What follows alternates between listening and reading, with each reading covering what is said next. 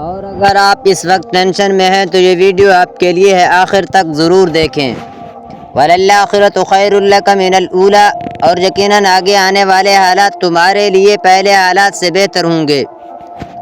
اللہ سے مانگتے رہو جو تم چاہتے ہو، یہاں تک کہ وہ تمہاری دعا کا جواب دے اور اسے تمہارے لیے خوبصورت دروازہ کھول دے۔ آپ جلدی نہ کریں اور یہ نہ سوچیں کہ یہ کیسے ہوگا۔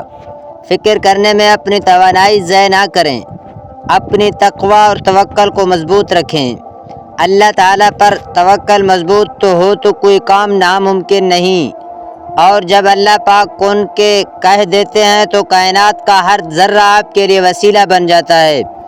جب تم پریشان اور نا امید محسوس کرو تو سورۃ الضحیٰ پڑھا کرو، کیونکہ جب آپ صلی اللہ علیہ وسلم پر 6 ماہ تک کوئی وحی نازل نہ ہوئی، نہ جبریل آئے، نہ ان کو خواب میں الہام ہوا تو وہ پریشان ہو گئے تھے۔ وہ پریشان رہنے لگے تو اللہ تعالیٰ نے سورۃ الضحیٰ وحی فرمائی، جس کی تفسیر آتی ہے کہ اگر تم پریشان ہو تو رات کو جلدی سو اور جلدی اٹھو اور خوبصورت صبح کو دیکھو، تاکہ تمہیں پتہ چلے کہ صرف اندھیری رات نہیں ہے بلکہ اس کے بعد روشن صبح بھی ہے۔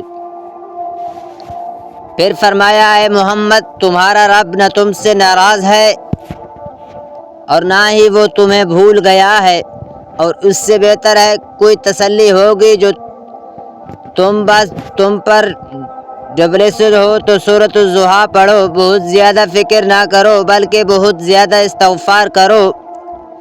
استغفار کرنے سے اللہ تعالیٰ تمہارے لیے وہ دروازے کھول دے گا جو فکر کرنے سے ہرگز نہیں کھلیں گے۔ تمہاری کہانی اب یہاں اس لیے رک گئی ہے کیونکہ اللہ راستہ بنا رہا ہے، بے فکر رہو۔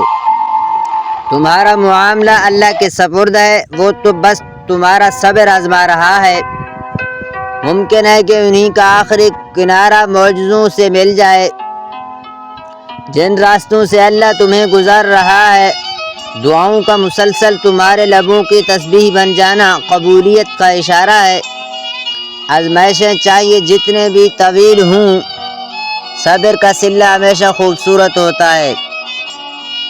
تمہارے صبر کی یہ لمبی راتیں جلد ہی روشن صبح کے ساتھ ختم ہو جائیں گی انشاءاللہ۔